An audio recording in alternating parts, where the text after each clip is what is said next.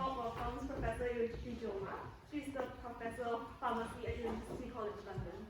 She's also the Chief Scientific Officer at nano-enabled, a pharmaceutical nanotechnology company specializing in drug delivery solutions for polywater-soluble drugs, nucleic acids, and peptides. Her talk will give insights into in vivo drug transport mechanisms and their control, and how pharmaceutical nanotechnology allows for the development of efficacious and safer medicines. Please put your hands together for Professor Ijeoma.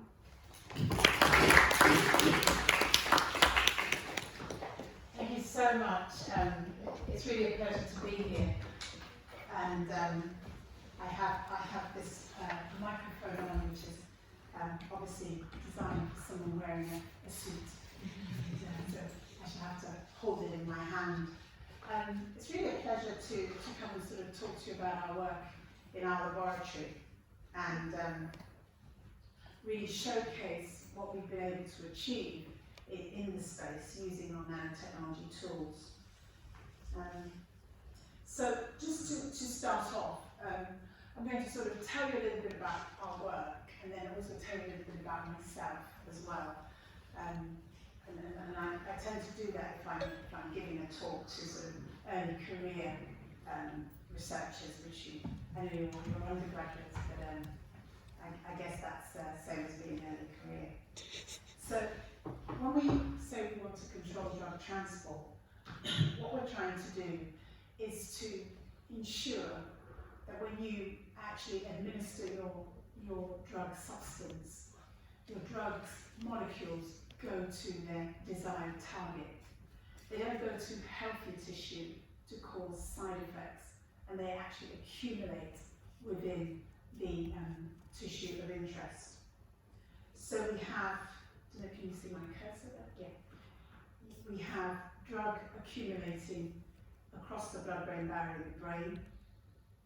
I'll give you an example of how we delivered drug to the bladder.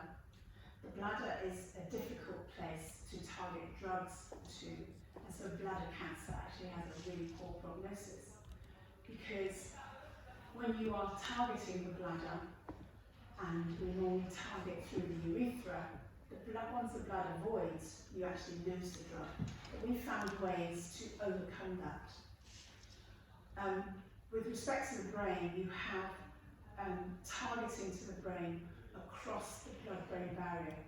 The blood-brain barrier is a layer of endothelial cells that line the blood vessels, and these endothelial cells have very tight junctions. And because they have very tight junctions, drug molecules can't go between the cells.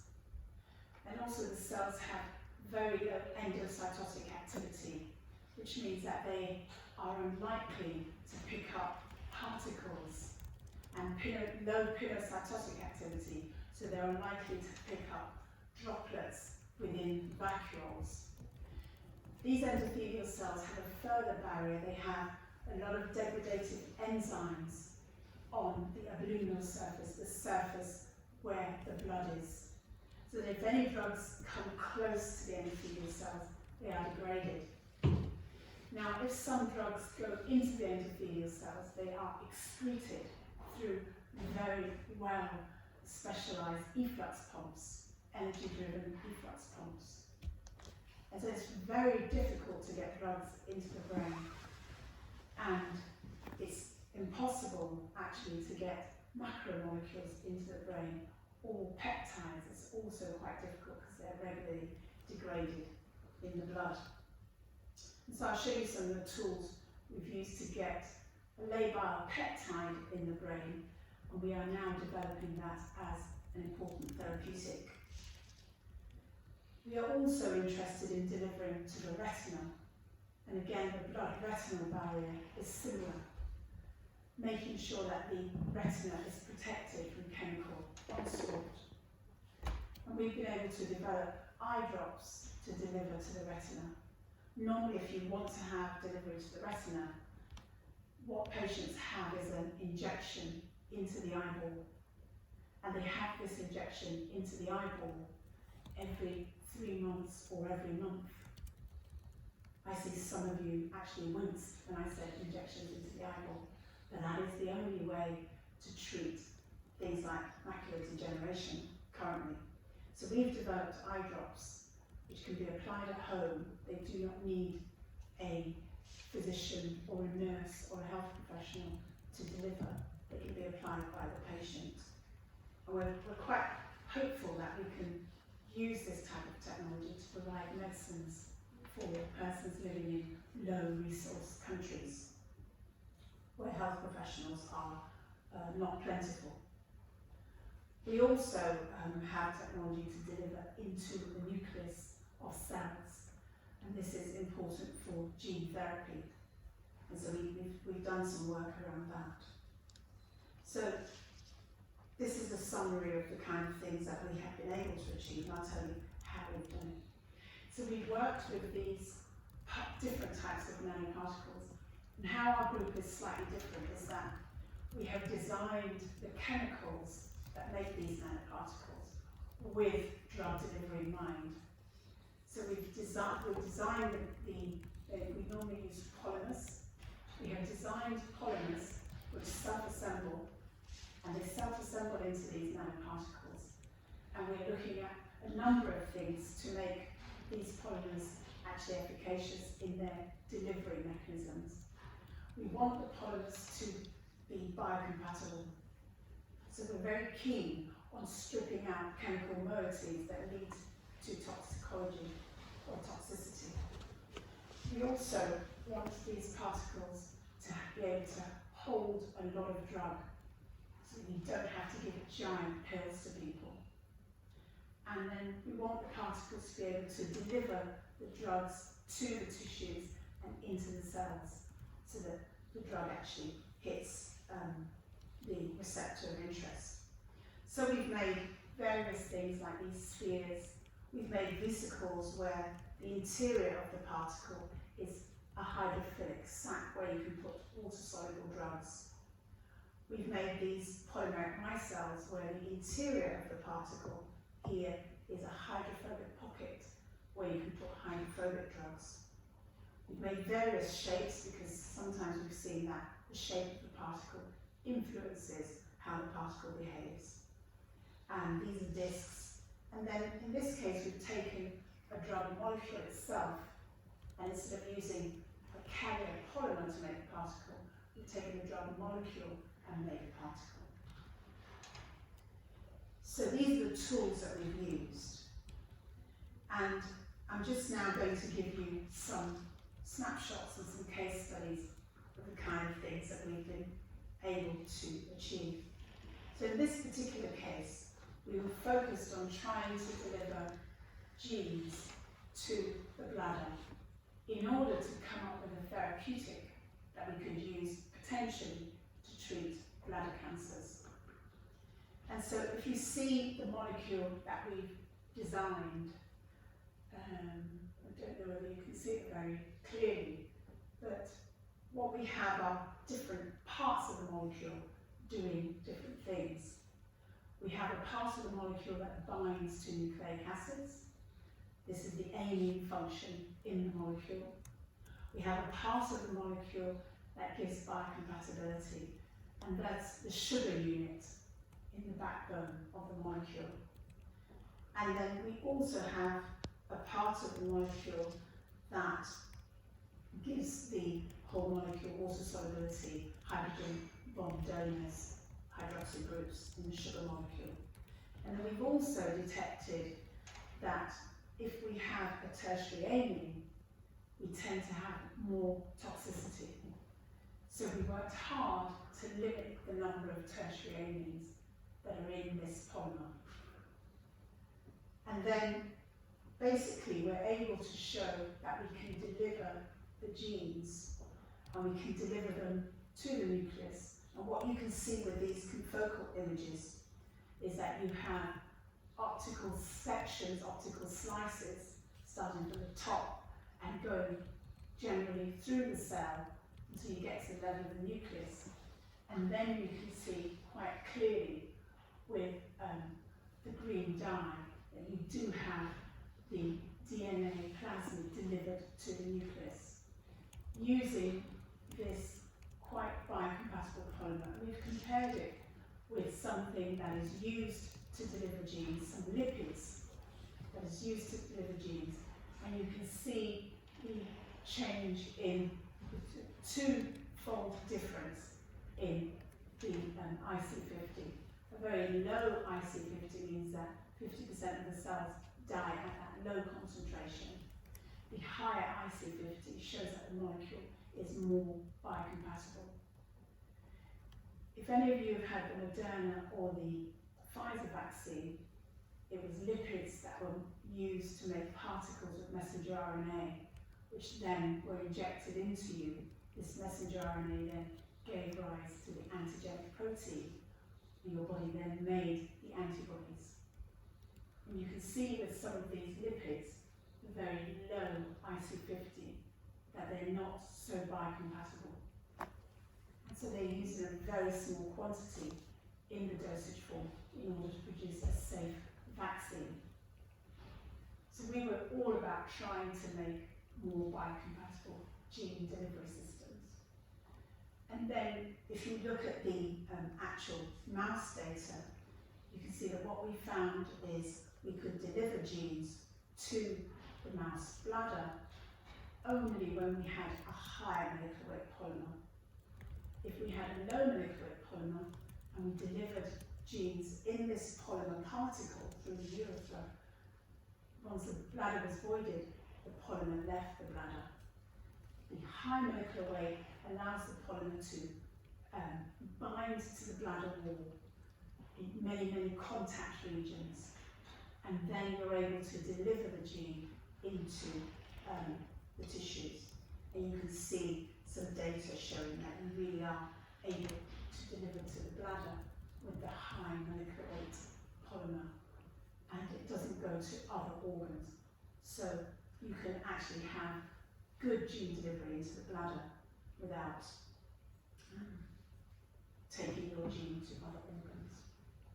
So now I'm going to talk about the way we've been able to control drug transport across the blood-brain barrier. Remember, I told you that the blood-brain barrier, those endothelial cells of blood vessels that run through the brain, and the barrier is between the blood and the brain parenchyma. And so it's important, if you're going to treat central nervous system diseases, that your drug molecules can leave the blood, cross the endothelial cells, and go into the brain parenchyma. And 95% of drugs that are given won't cross the blood-brain barrier in sufficient quantity. But you have drugs like diazepam, Valium, drugs like alcohol, which do cross the blood-brain barrier, and larger molecules like genes and labile molecules like peptides don't. I described for you the barrier and its various processes, and just to point out that there are specialized transporters at this barrier that will transport amino acids, lipids, nucleosides across in order to make sure, and things like glucose and of course oxygen can diffuse across, in order to make sure that brain parenchyma cells are able to obtain nutrients. And we're interested in delivering drugs to the brain. And we're interested in delivering neuropeptides, and at the present time, there are no approved neuropeptides on the market. And so if the drug that we've developed actually becomes a drug, it will be the first neuropeptide approved. We're interested in delivering to the brain because there is a clear unmet clinical need. You have a number of people living with neurological conditions. You have neurodegeneration on the rise because we're living longer. You have diseases like epilepsy, for which are poorly understood, and there are no real cures for epilepsy. Or even migraine is poorly understood as well. So there are lots of diseases that require drugs to cross this blood-brain barrier. You also have things like neuropathic pain which is of neurological origin, so it's not due to any damage to tissues, but it's all actually due to something happening in the brain. So there is a clear unmet medical need, and so we need to make sure that drugs can cross the blood-brain barrier. And so what we've decided to do is to go through the nose to get to the brain and circumvent the blood-brain barrier. And so the medicine that I told you we're developing is actually a nasal spray. And so this is very early data where we're trying to deliver genes and sRNA to the brain through the nose. So we formulated it with our polymer. Remember the polymer I introduced earlier?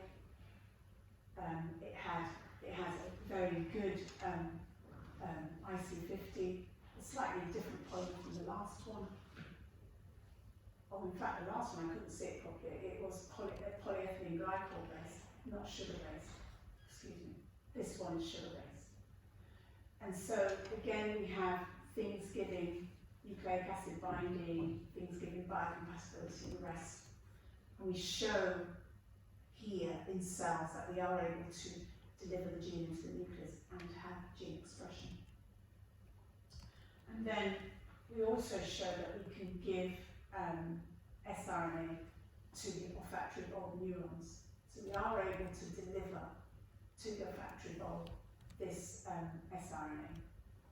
And what that showed, and remember that when you're delivering through the nose to brain, you have to cross the olfactory bulb, you have to cross healthy brain tissue, and so you need a biocompatible delivery system.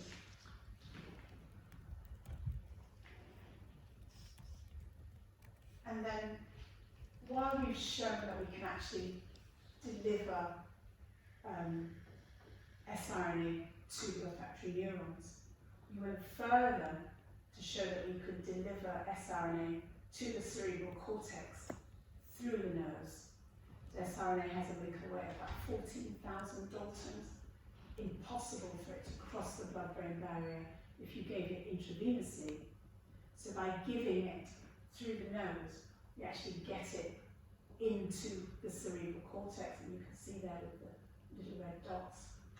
We saw a little bit in the midbrain, and most of it we saw in the olfactory bulb.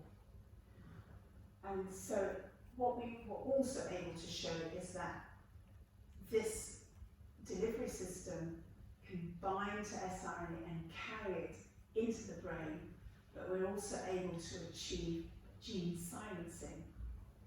You achieve gene silencing with sRNA because it's called small interfering RNA.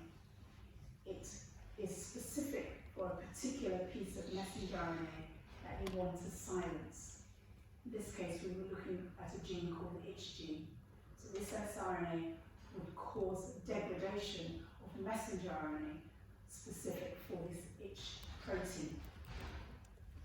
So what we're able to show is that if you have a gene that is causing, for example, a mutated gene that is causing disease, you can actually deliver this small interfering sRNA, and using this small interfering RNA, you can cause the messenger RNA to degrade and prevent the production of this protein that is causing disease. And how is this used for things like the Huntington protein, which causes neurodegeneration and just degenerative disease? If you're able then to silence that, you can offer hope to patients. So what we're able to show you is that using this nose to brain and a biocompatible polymer, we really could deliver the nucleic acid to the brain and cause this very targeted gene silencing. And then this is another example. Again, we're doing a nose to brain delivery. And in this case, we are delivering L-DOPA. L-DOPA is used to control the symptoms of Parkinson's disease. But it has some problems. It's given orally.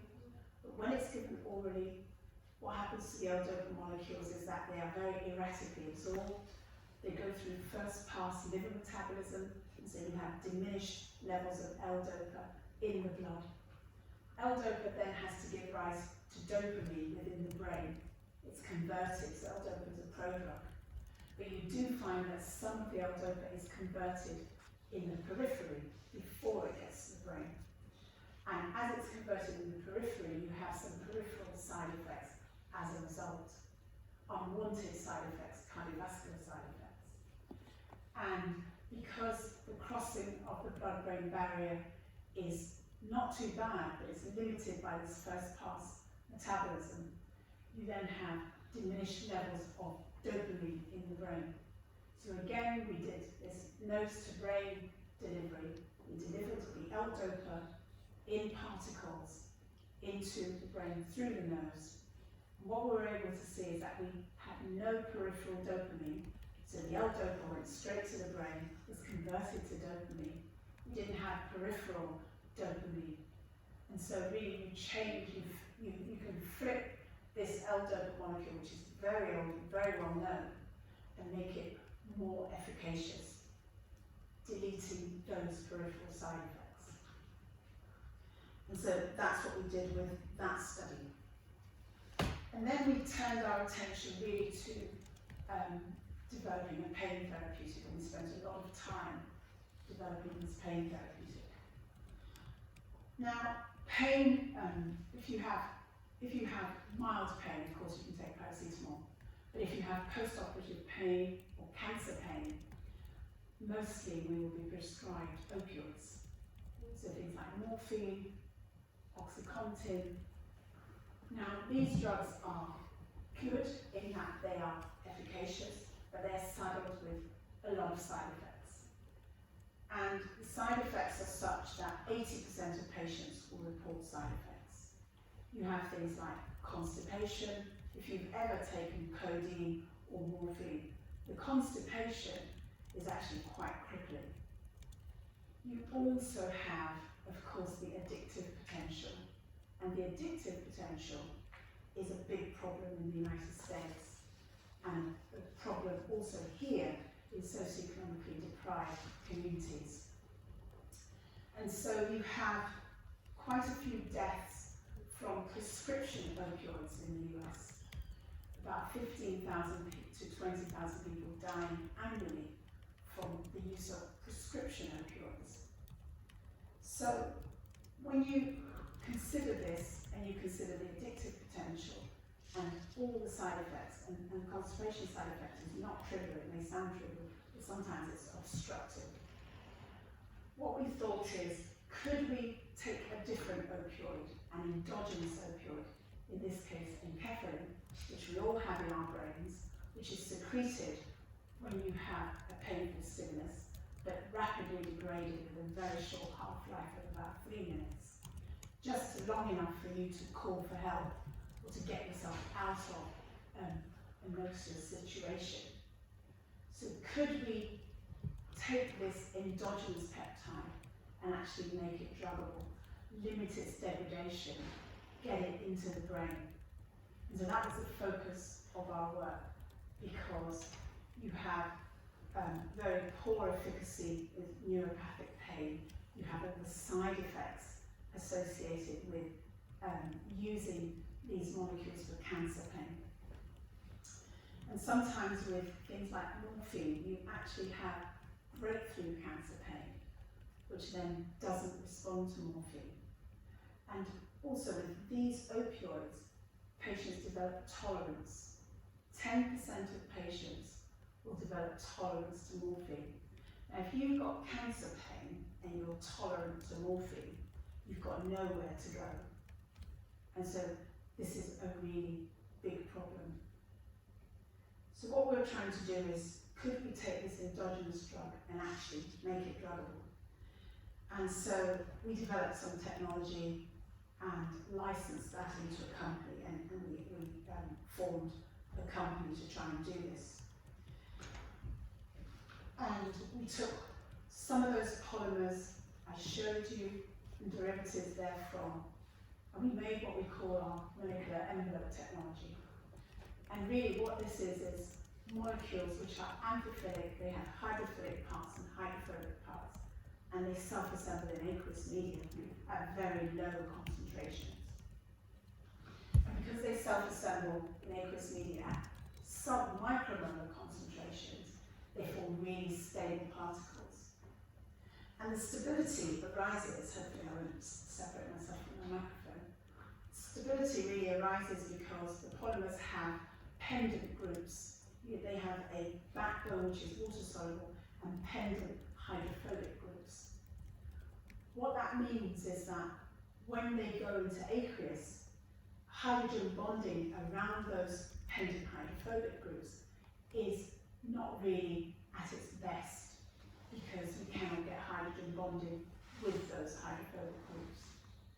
And so when the molecule self-assembles, those water molecules are released from that hydrophobic cavity, and that is what drives the self-assembly, the entropy gain of those water molecules, and they can now hydrogen bond in all directions. And that's why you have really stable particles. So we worked on this polymer to also make sure that it was biocompatible.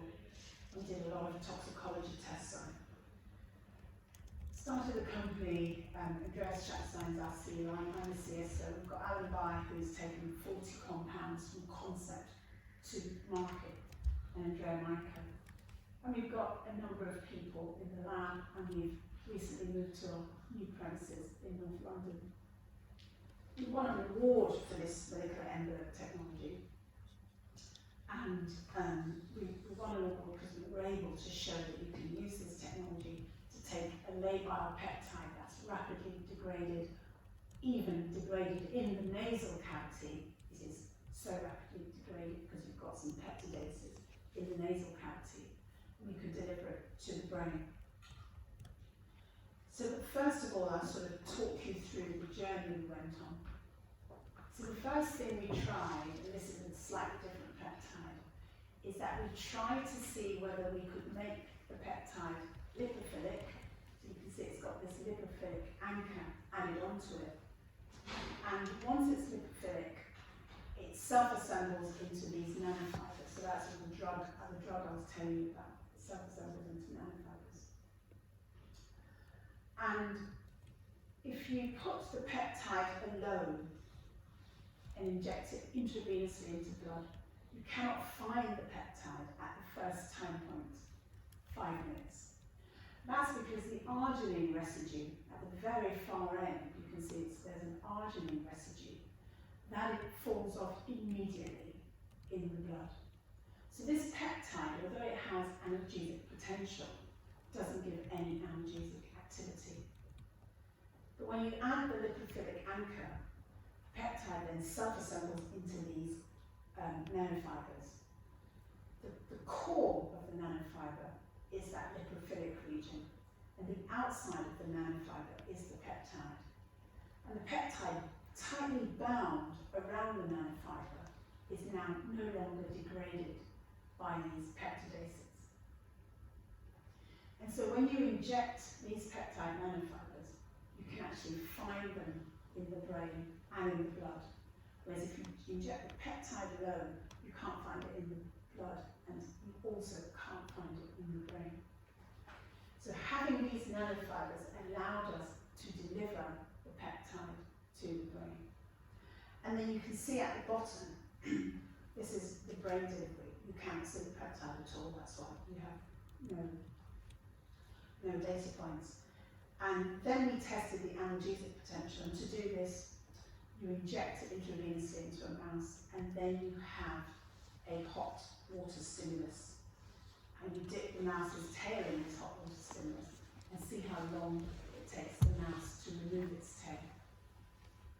And the slower the removal of the tail, the higher the antinociceptive activity of your formulation. So you can see from here that the peptide alone gives you no antinociceptive activity at all. And the antinociceptive activity is a surrogate for analgesia. Whereas the peptide nanofiber really gives you a very strong analgesic response.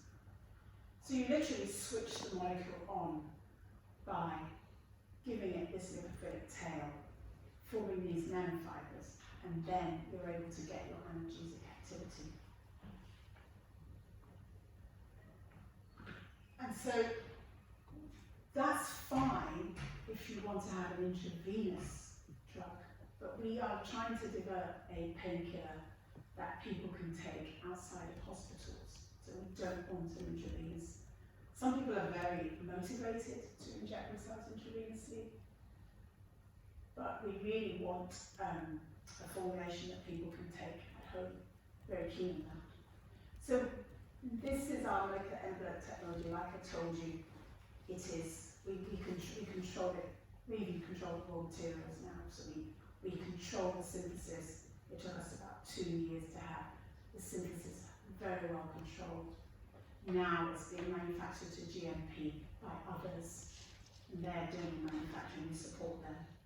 But basically, like I said, you've got a hydrophilic backbone, and hydrophobic, these red little squiggles stand for a hydrophobic pendant groups.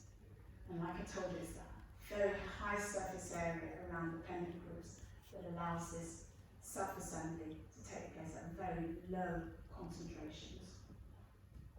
You can then stick your drug molecules in and use the resulting particles, this is an image of the particles, to deliver your peptide nose to brain, through the nose to brain delivery. So we've done full GLP toxicology studies on the polymer as well, and we are going to start dosing patients this year with one of our formulations using this polymer. And I remember actually drawing this polymer in my notebook and deciding I wanted to synthesize this particular polymer. And so we're really looking forward to actually dosing patients with our drug. I've just put the structure there for some of you who are interested in chemistry, and you can see the long hydrophobic chain here, the long hydrophobic acyl chain, and the fact that you have these pendant groups is what drives this self-assembly. So we have done these toxicology studies. If you have a new chemical entity that you want to use in humans, you have to do good laboratory practice toxicology studies. These are expensive. The full cost of all these studies is over £2 million, but you have to do them if you want to introduce a new chemical entity into human medicine. So we've done all these toxicology studies over a number of years. And actually we did them with funding from the Wellcome Trust and funding from the Innovate UK, which is the UKRI that funds companies, and some EPSRC funding. The pain therapeutic based on enkephalin is called Indelta. We've out-licensed this to another company, and they're responsible for the clinical development. And because the medicine candidate is focused on the opioid crisis, the company Pharmaceuticals is actually developing this molecule with the NIH, the National Institutes for Health, which is the same as our MRC, but funded 200-fold higher than our MRC is funded. And so they are doing the work leading up to clinical assessment. And so I thought I'd show you some of the data. First of all, we are really when we were working on it, it had the humble name of NMO127. It's now got a new name. And so you can see that with the formulation, you have microparticles, from nanoparticles, you really get the drug into the brain. And you also get pain relief. This is a different model for pain relief. You have the pore of the animal. You create an inflammation by injecting into the pore. You wait 24 hours, the inflammation develops, and then you poke the pore with different pressures, and you detect the time when the animal actually removes its pore because it's feeling the pressure and feeling the pain. And so here you see the peptide on its own, it has no activity. It's only when you give it nose to brain in these particles enveloped by the Neuropeptide technology that you have a response. Because what that does is it delivers it across the olfactory bulb into the cerebral cortex where you have the delta opioid receptors. It also stops the peptide from degrading in the nasal cavity. Now these peptides have been known for about 50 odd years, and there was an attempt to make them into drugs in the 1970s when they were first discovered. But the problem was bioavailability, not being able to get enough peptide into the brain. And so this, Eli Lilly were the first people that were doing this. So that was abandoned. And so we now, if we're able to get this peptide approved, it will be the first neuropeptide. And I thought I'd show you some data on tolerance as well. So if you remember, we're talking about an inflamed paw and the animal removing its paw when it feels pain. Before you give the inflammation, the animal can keep its paw there to the very highest pressure. Once you've given the inflammation, you find then the animal removes its paw at very, very, very low pressures. If you give Indelta, it removes it at higher pressures. If you give morphine, it removes it at higher pressures. Then what we did was that we dosed twice daily to develop morphine tolerance. And what we found was quite interesting, that whereas now with morphine, the animal is removing its tail at very low pressures because of the tolerance has been developed. With Indelta, you actually preserve the activity. And that's because Indelta works on a mixture of mu opioid receptors and delta opioid receptors. So you've created tolerance to the mu opioid receptor agonism, but not tolerance to the delta. And this makes it quite an interesting drug. So it works where morphine tolerance has, where morphine doesn't work. But we also show, and I don't have the data on this slide, that if you then take these morphine tolerant animals and give them Indelta, they show an analgesic response. And again, that's because with morphine tolerance, you've got rid of the mu opioid receptor agonism, but you preserve the delta opioid receptor agonism, and that's why you get a response. So we were the first to report that you could actually have activity in morphine tolerance, which means that if you have morphine tolerance, now if this drug is approved, patients will have somewhere to go. So just a summary, it's active in all pain models, there is no tolerance, and crucially there's no reward-seeking behaviour. So we do experiments to see whether the animal experiences a pleasurable sensation when they take when we give them the formulation. And we show with these experiments that the animals don't actually experience any pleasurable sensation at all. And we measure this by looking at their residency in a particular spot. So we see no rewards seeking behaviour, we see no tolerance, we see activity and morphine tolerance, and it's unlikely to cause constipation because it's centrally active as opposed to peripherally active. So we out-licensed to Verpax, in-licensed a nasal delivery device. Verpax, this is sort of Verpax's press releases showing they're working on this system. The NIH also showing that they are working on this system as well.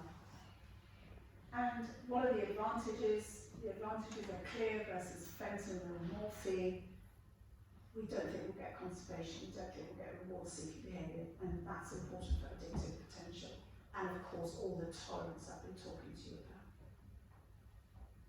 And just to whistle through some of the other things we're doing, we've also developed this drug as for severe allergic conjunctivitis to be able to offer patients that have very severe allergic conjunctivitis a topical formulation, because at the moment they have to go on systemic immunosuppressants, which means that they're completely immunosuppressed and liable to get infections.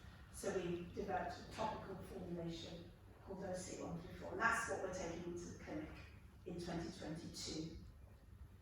We also are able to deliver using eye drops. Remember I told you if you want to deliver drugs to the retina, it's an injection into the eyeball.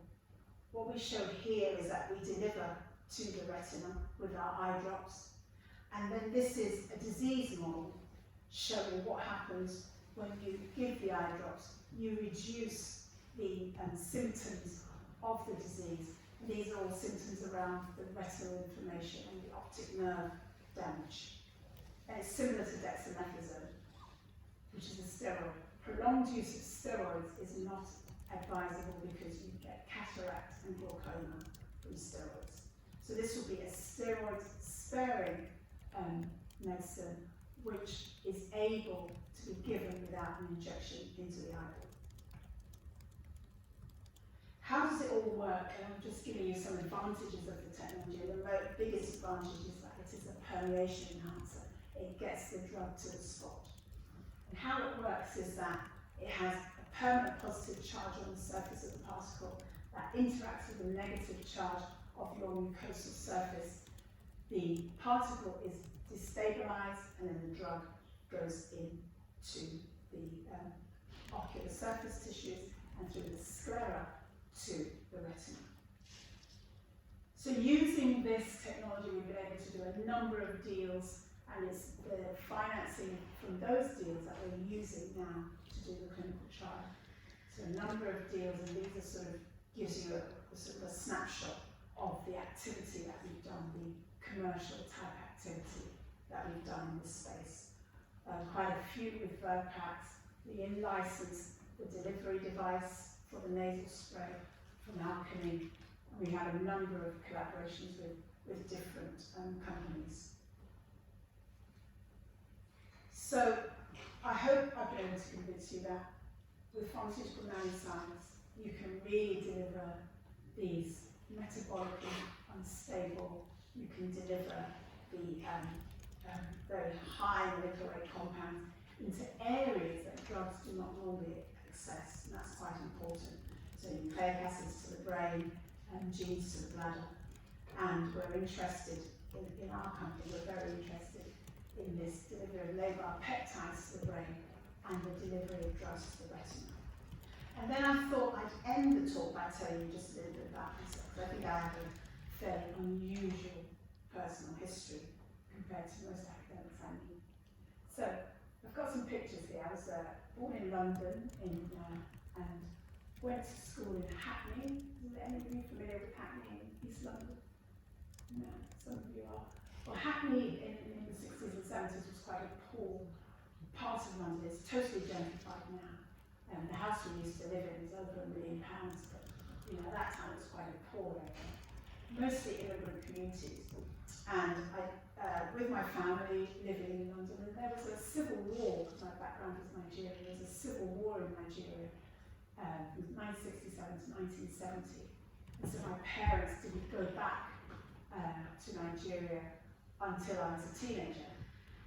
And then we went back to Nigeria from Stoke Newington with, you flick a light switch, the light comes on, you turn the tap, the water comes out, and went to Owerri, Nigeria, which was on the losing side of the civil war. And so there was no infrastructure, bridges had been destroyed, the buildings still had marks from bullets and bombs, and went to school in Nigeria. And in actual fact, that was very important for my development, because for the first time I could look around and see people who looked like me in positions of authority. And so it really sharpens your aspiration. So a very, very important part of my development. And I thought I'd pick this picture up when I went for a debate at the Oxford Union, and we lost the debate royally. It was in a spectacular fashion, but I really enjoyed having the debate. And then I sort of give you some other photos. This is when I came to do my PhD, and I was a single parent when I was doing my PhD with 3 young children. The oldest was 8, and the next one 4, the youngest was 1.5. And I don't know if you can see, oh, I should have pointed myself out. There I am here in this photo, and of course there I am here. And where am I here? There I am here in this photo. And so this was when I was starting my PhD in the early 90s. I lived in Camden with my 3 children. And when I first started my PhD, I hid the fact that I had children with my supervisor, because I just felt that he wouldn't take me seriously. But in the end, when he did discover, and there's my supervisor here at Sandy France, he was so kind and so accommodating of a single mum doing a PhD.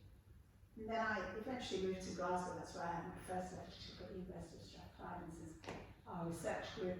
We were having a barbecue, and then I married again. This is my youngest at the time, and it was actually a very nice time living in Glasgow. Any of you from Glasgow?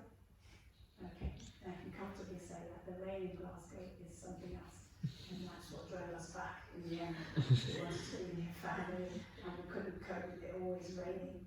And then I went back to the School of Pharmacy, where I did my PhD, but now as a professor. And this picture is quite important because this is the first time we went out as a group after lockdown had eased, and we were all a bit nervous about going out for lunch as a group. And so we first of all went bowling, and I was spectacularly bad at bowling, as you saw in my life, and then we went for a meal, and it was just nice to actually do an in-person thing again. And then just one other photo where I was, I made a fellow of the Academy of Medical Sciences, and we were there and we saw Jonathan Van Tan. We were totally fangirled. We ran up to him and said, do you mind us taking a picture? Can we have a selfie? It was embarrassing, but we just had to do it because he's a really great guy, and he really communicated so well during the pandemic. And then just to talk about family, like I said, I had 3 daughters when I was doing my PhD. Now I have 4 daughters. And those of you that are thinking about a career in research, you know, one thing I always say is don't postpone having a family. And then the very last photo, that's us going out for my 16th birthday with the grandchildren. And that's my granddaughter in the foreground. And we were all very excited because it was in the middle of lockdown. The lockdown had just been eased, and so we got this place at the restaurant. We went in and we were the only people in the restaurant. Everybody else decided they didn't want to go to restaurants at that time. So yeah, it's been such a nice pleasure talking to you all, and I hope you found it interesting. Happy to take questions.